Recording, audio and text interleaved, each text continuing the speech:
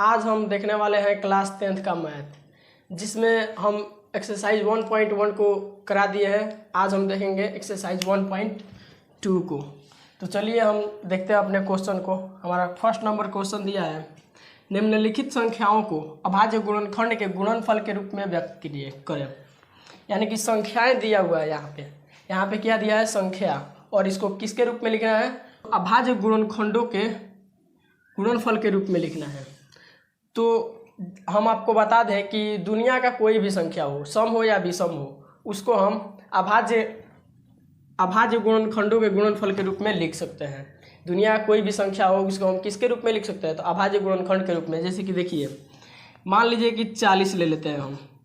40 को हमें किसके रूप में लिखना है, तो अभाज्य गुणनखंडों के गुणनफल के रूप में लिखना है। तो इसको सबसे पहले हम क्या करेंगे, तोड़ेंगे। 2 से तोड़ेंगे तो कितना बार में जाएगा, यहाँ पे 20 आएगा। फिर 2 से भाग देंगे तो 10 आएगा। फिर 2 से तो 5 बार में जाएगा। ये 5 एक बार में जाएगा। तो 40 को हम किस प्रकार से लिख सकते हैं, 2 कितना बार है, 1 2 3 बार है, तो 2 पर पावर 3 ऐसे लिख सकते हैं ना, बिल्कुल लिख सकते हैं। यहाँ पे 5 कितना बार है, गुणा के रूप में लिखेंगे, 5 पर पावर 1, यानी कि 5 कितना बार है, हमारा 1 बार है, तो 5 को 1 बार में लिख दिए। इतना बार 5 को 1 बार लिख दिए, ठीक है। तो यानी कि 40 को हम किसके रूप में लिख दिए, तो अभाज्य गुणनखंडों के गुणनफल के रूप में लिख दिए। ये भी 2 हमारा अभाज्य संख्या है, 5 भी हमारा अभाज्य संख्या है। 40 को किसके रूप में लिख दिए, तो अभाज्य गुणनखंडों के गुणनफल के रूप में। इसी प्रकार से हमें क्या करना है, इन सभी संख्याओं को उसी प्रकार से अभाज्य गुणनखंड के गुणनफल के रूप में व्यक्त करना है। तो चलिए हम अपने क्वेश्चन को, फर्स्ट नंबर क्वेश्चन को इसके रूप में लिखते हैं। फर्स्ट नंबर क्वेश्चन हमारा है 140 को जब 2 से भाग देंगे तो कितना बार में जाएगा, 2 सते 14, 70 बार में जाएगा। फिर 2 से भाग देंगे तो यहाँ 35 आ जाएगा हमारा। यहाँ पर 5 से देंगे भाग तो 7 बार में जाएगा, 7 एकम 7। यानी कि 140 को हम क्या लिख सकते हैं, यहाँ पे बराबर करेंगे, और 2 कितना बार है उसमें, तो 2 बार है, तो 2 पर पावर 2 गुणा लिखेंगे। फिर 5 कितना बार है, तो 5 एक बार है, तो 5 पर पावर 1 गुणा। 7 कितना बार है, तो 7 एक बार है, 7 पर पावर 1। तो ये रहा हमारा आंसर। किसके रूप में लिख दिए 140 को, तो अभाज्य गुणनखंडों के गुणनफल के रूप में। इस प्रकार से क्वेश्चन नंबर 2 हमारा है 156। चलिए इसको तोड़ते हैं। 2 से तोड़ेंगे तो कितना बार में, 2 7 14, 2 8 16। फिर 2 से इसको तोड़ेंगे तो 2 3 6 और 2 9 18। 3 से तोड़ेंगे तो 3 बन जा, 3 एकम 3 और 3 तिरके 9। यहाँ 13 से एक बार में जाएगा।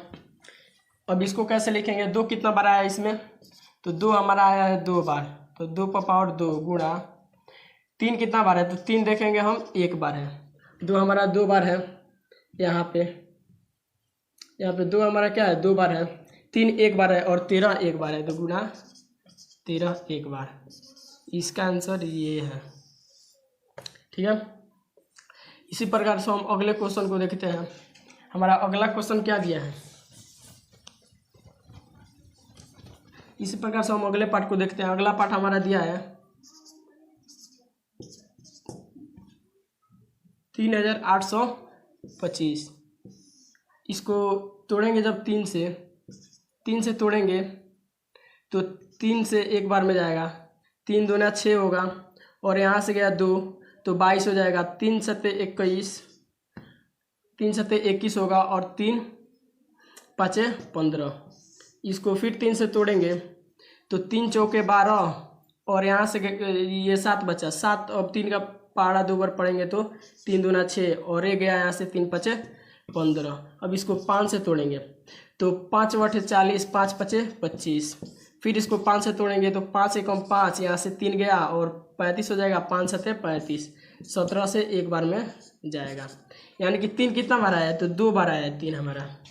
तो बराबर में क्या लिखेंगे, 3 पर पावर 2 गुणा।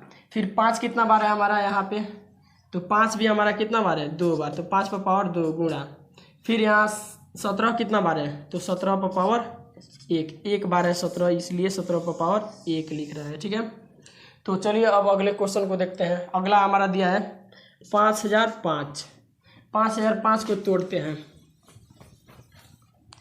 5005। सबसे पहले इसको हम तोड़ेंगे, 2 से नहीं टूटेगा, फिर 3 से भी नहीं जाएगा, ये सीधे इसको 5 से भाग लगाएंगे तो यहाँ पे आएगा 1001।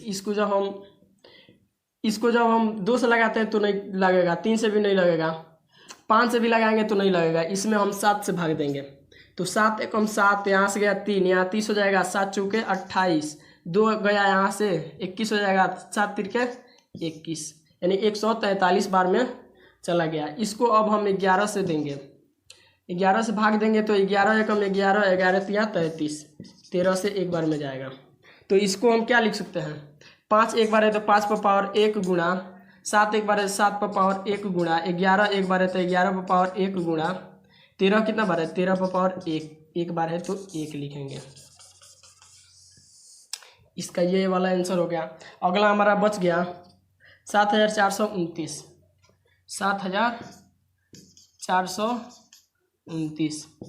इसको किस संख्या से भाग देंगे, सबसे घटेगा 17 से, 17 चौका 68, घटेगा तो 6 आएगा, 62 हो जाएगा, 17 तिया 51, 11 आएगा यहाँ से और 9, 17 7 119। अब इसको हम 19 से भाग लगाएंगे तो 19 दूना 38 और 19 दूना 38 हो गया, यहाँ से जाएगा 5, 19 तिया 57 हो जाएगा, यहाँ पे 19 तिया 57 और यहाँ पे 23 से एक बार में जाएगा तो 17 को हम 7429 को हम क्या लिख सकते हैं, 17 पर पावर 1 गुणा 19 पर पावर 1 गुणा 23 पर पावर 1, यानी कि इसको इस रूप में हम लिख सकते हैं। तो चलिए क्वेश्चन नंबर 2 को हम सॉल्व करते हैं। क्वेश्चन नंबर 2 में दिया है कि यहाँ पे संख्या दिया है और बोला गया है इसका एलसीएम और एचसीएफ ज्ञात कीजिए। ज्ञात करने के बाद एलसीएम एचसीएफ, दो संख्याओं का गुणनफल बराबर एलसीएम गुना एचसीएफ भी हमें जांच करना है। तो चलिए हम इसको सॉल्व करते हैं। सबसे पहले हम फर्स्ट पार्ट को देखते हैं। फर्स्ट पार्ट में क्या दिया है, हमारा 26 दिया है बराबर 91। इसका एलसीएम और एचसीएफ ज्ञात करने के लिए इसका गुणनखंड करेंगे। 26 का गुणनखंड जब हम करेंगे 2 से काटेंगे तो 13 बार में जाएगा और 13 से एक बार में जाएगा। तो 26 को हम क्या लिख सकते हैं, 2 पर पावर 1 गुणा 13 पर पावर 1। इसको हम कैसे लिख सकते हैं, 91 को जब हम तोड़ेंगे 7 से तो 13 बार में जाएगा और 13 से एक बार में ये जाएगा। तो इसको हम 7 पर पावर 1 गुने 13 पर पावर 1 लिख सकते हैं। अब देखिए एलसीएम इसका निकालना, मान लीजिए कि एचसीएफ निकालते हैं पहले।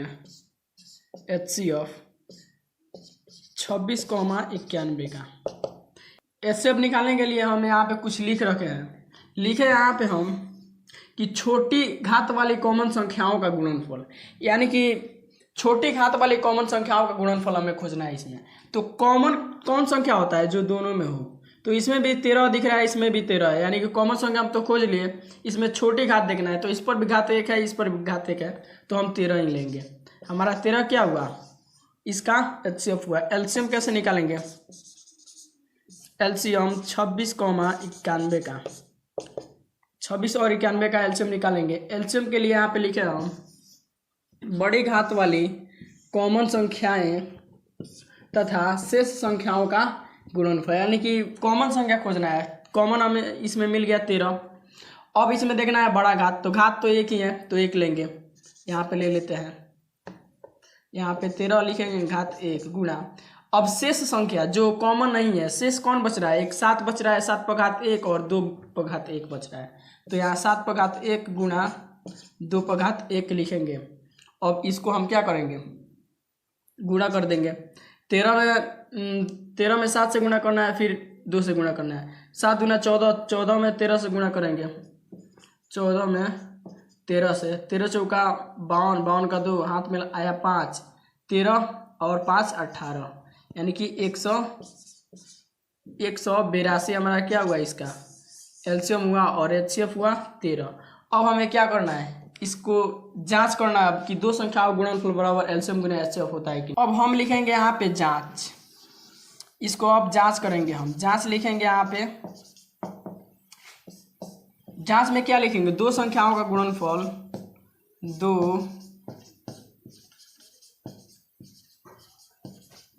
दो संख्याओं का गुणनफल बराबर लिखेंगे एलसीएम गुने एचसीएफ,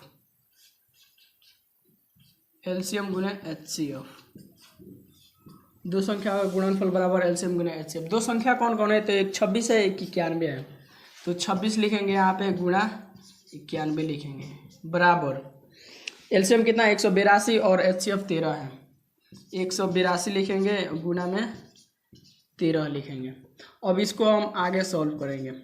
यहाँ पे देखिए 13 दूना 26 का 6, हाथ में आया 2, 13 वाटे 104 और 2 छूटेगा तो 6 हो जाएगा। हाथ में आया 10, 13 10 23। इसको भी आगे गुणा करेंगे तो कितना आएगा 23 66 आएगा। तो हमने जांच भी कर लिया इसको।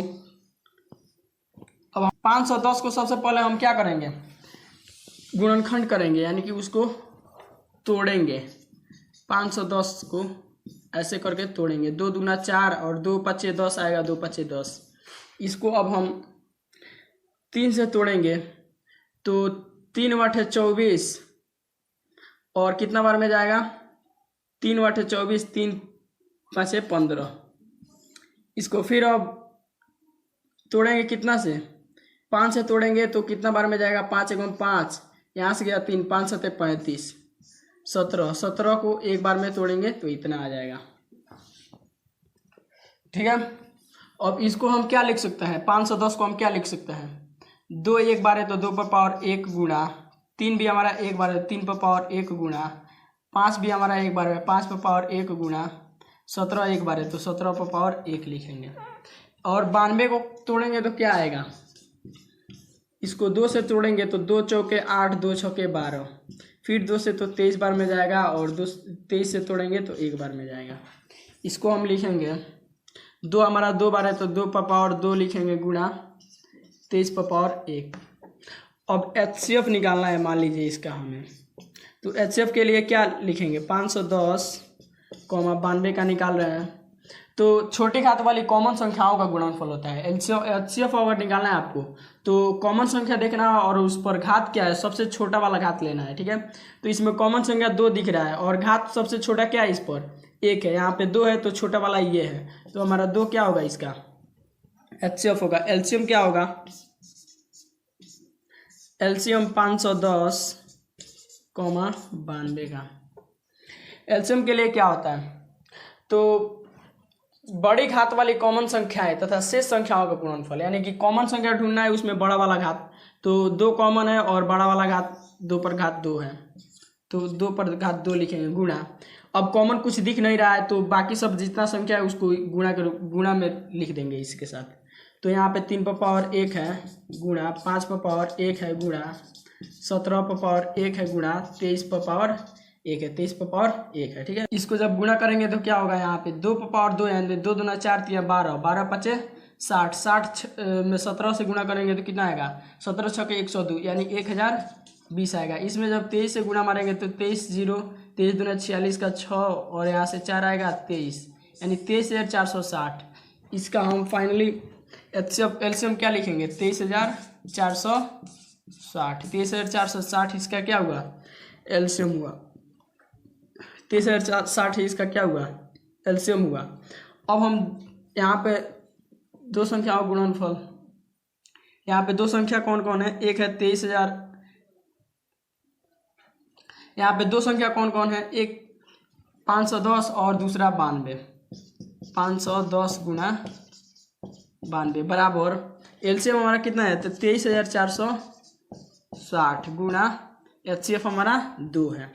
इसको आगे सॉल्व करेंगे तो कितना आएगा, अगर इसको गुणा करते हैं 51 में 92 से तो यहाँ से 0, 5 दूना 10, 9, 9 पचे 45, 0 आएगा, 9 आएगा, 6 आएगा, 4 और फिर हमारा क्या होगा, यहाँ से 2, यहाँ सॉरी यहाँ पे 2 होगा, यहाँ से 2 आएगा, 46,920 हमारा फाइनली आया। जब इसको गुणा करेंगे तो 46,920 आएगा। 46,920। जब इसको गुणा करेंगे तो 0 में 2 से तो 0 आएगा, 6 दूना 12 का 2, 4 दूना 8 1 9, 3 दूना 6 और 2 दूना 4, 46,920 इधर भी आ गया, यानी कि हमने जांच भी इसको कर लिया।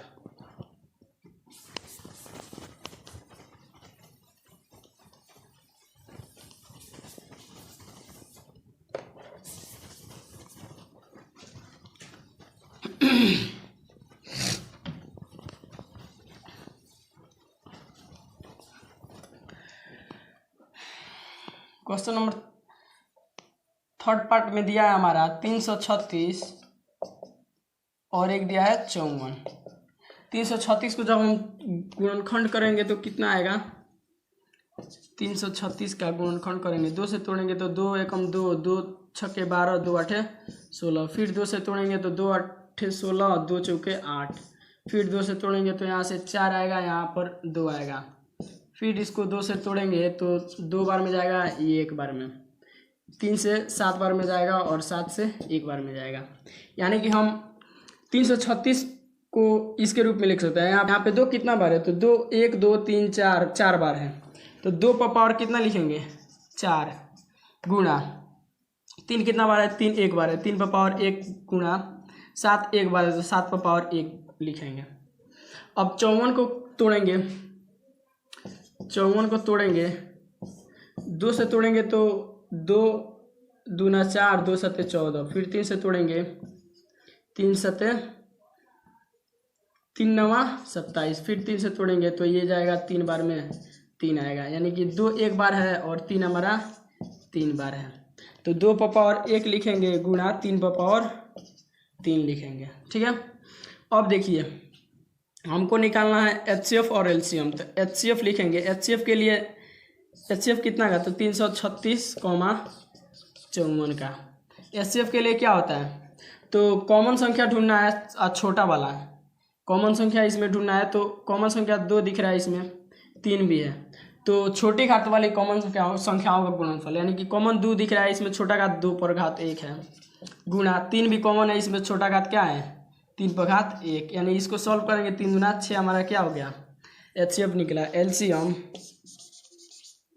LCM 336, 54 का। LCM निकालने बड़ी घात वाली कॉमन संख्या तथा अन्य संख्याओं का गुणनफल। बड़ी घात वाली कॉमन संख्या में कॉमन 2 दिख रहा है, इसमें बड़ा घात क्या है? 2 पर घात 4, 2 पर घात 4 लिखेंगे, गुणा 3 भी कॉमन है, इसमें बड़ा घात क्या है? 3 पर घात 3, 3 पर घात 3, गुणा अन्य संख्या क्या बचा? 7 बचा।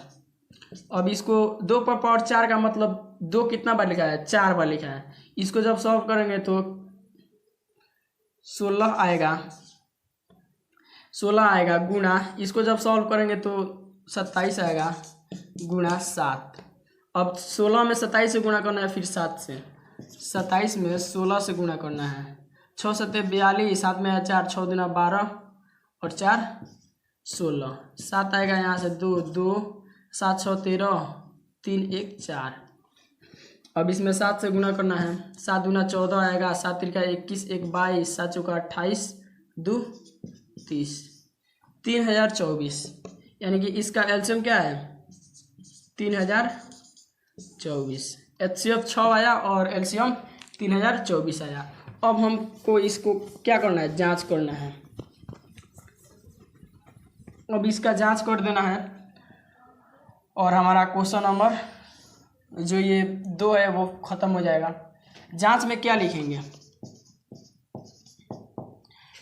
2 संख्याओं का गुणनफल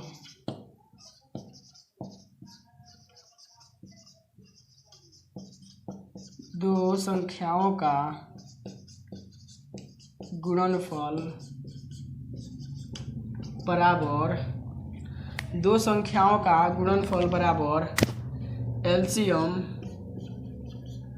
गुणा HCF। तो 2 संख्या कौन कौन है? एक है 336 गुणा, एक है 54, यहाँ पे 54 दिया है, और इसका LCM और HCF कितना है? LCM है 3024 और HCF हमारा कितना है? 6। LCM 3024 गुणा 6। अब इसको हम गुणा करेंगे 6 से, इसमें गुणा 6 चौका 24, 7 में 2, 6 दूना 12, 2 14, यहाँ से 1 आएगा, 6 तिरका 18।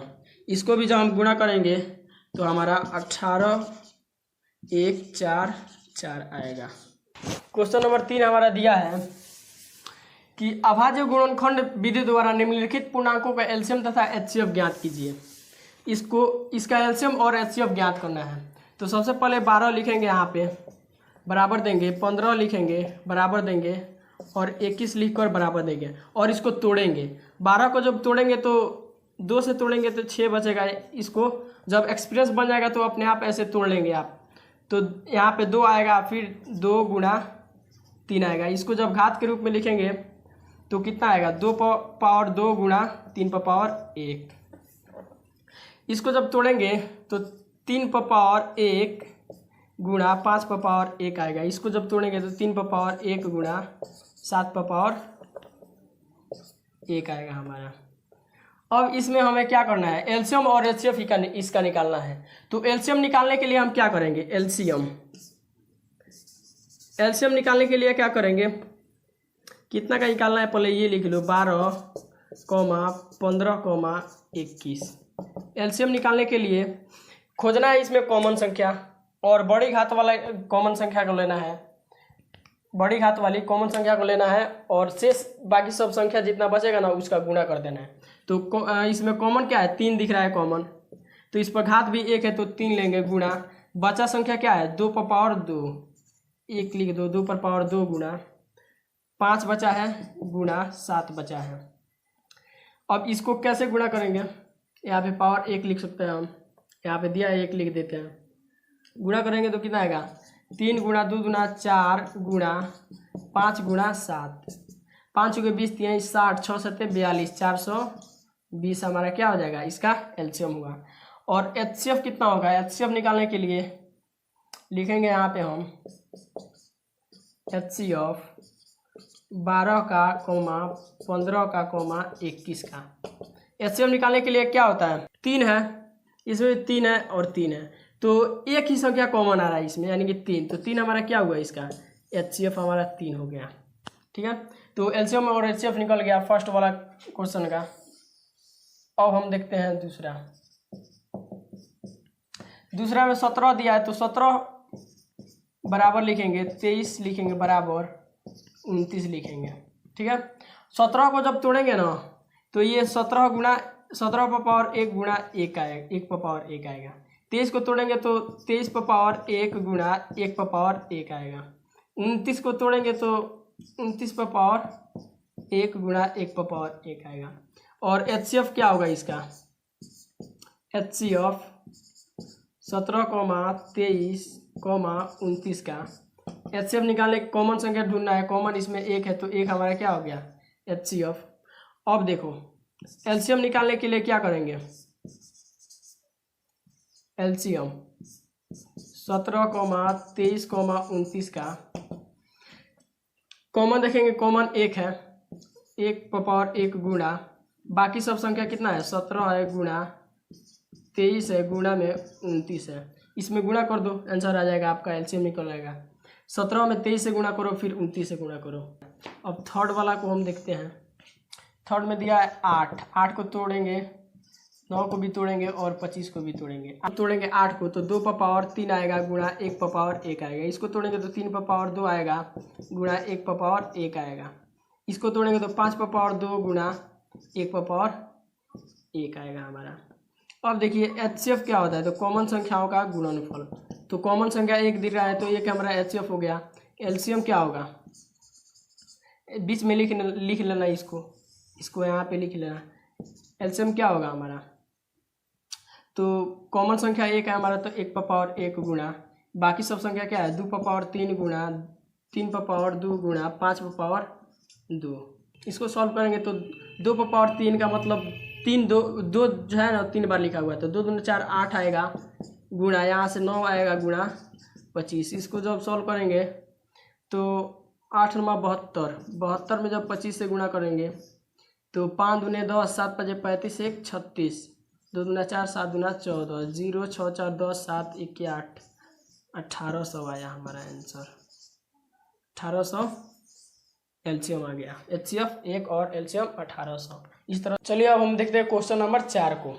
क्वेश्चन नंबर 4 में दिया है HCF 306, 657 बराबर 9, यानी कि इसका HCF जो है ना दिया हुआ है 306 और 657 का HCF 9 दिया है। तो एलसीएम ज्ञात करना है, इसका एलसीएम अब ज्ञात करना है। तो हम जानते हैं कि दो संख्याओं का गुणनफल,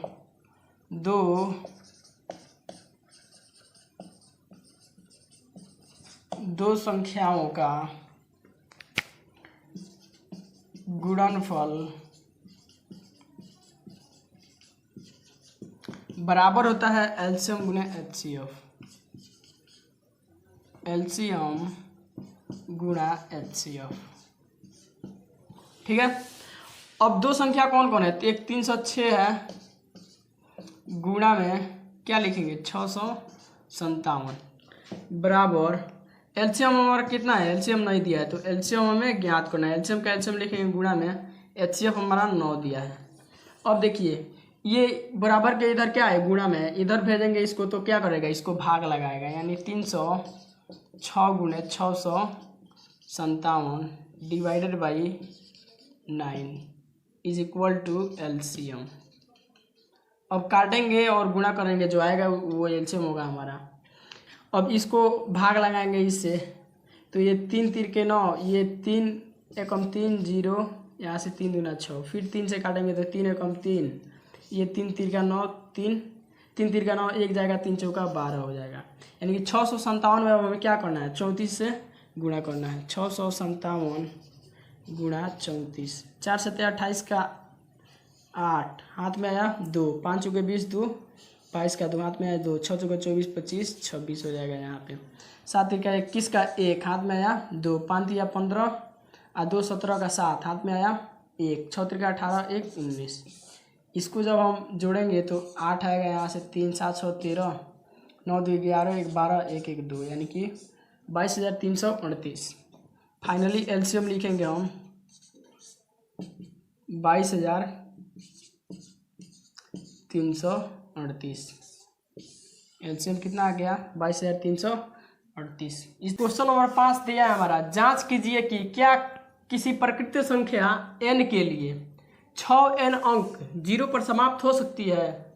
हमें क्या जांच करना है कि अगर हम 6 दिया यहाँ पे और इसके माथे पर n दिया है, अगर हम यहाँ पर n का मान अगर कोई प्रकृत संख्या रखेंगे तो क्या वह 0 पर कभी समाप्त हो सकता है? यही हमें क्या करना है? जांच करना है। तो हम लिखेंगे सबसे पहले n बराबर एक प्राकृत संख्या लिख लेंगे, 1 2 3 4 5 ऐसे ये जाता रहेगा। और यहाँ पे लिखेंगे सबसे पहले n बराबर 1 के लिए, n बराबर 1 जब रखेंगे हम तो 6, n का मान जब 1 रखेंगे तो हमारा 6 आएगा। n बराबर 2 के लिए, n बराबर 2 के लिए जब हम n का मान 2 रखेंगे तो इसका जब वर्क करेंगे तो 36 आ जाएगा।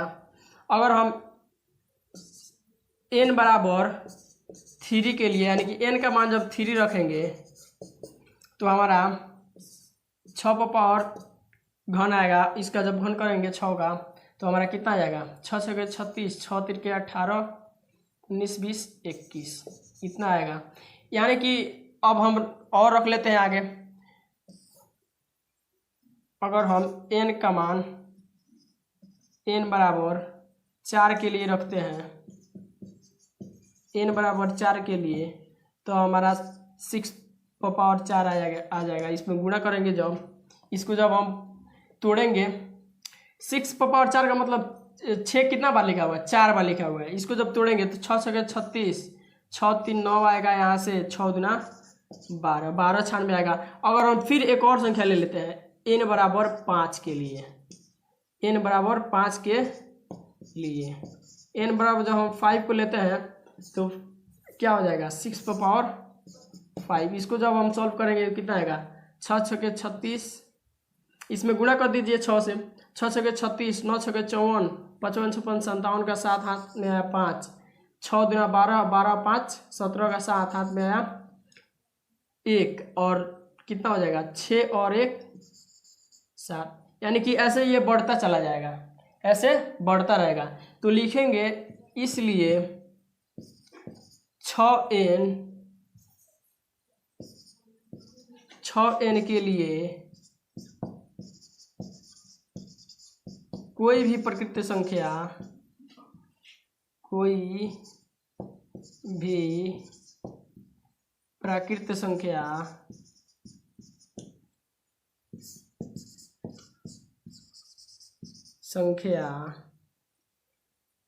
0 पर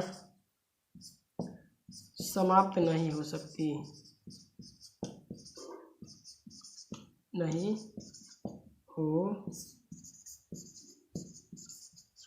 है।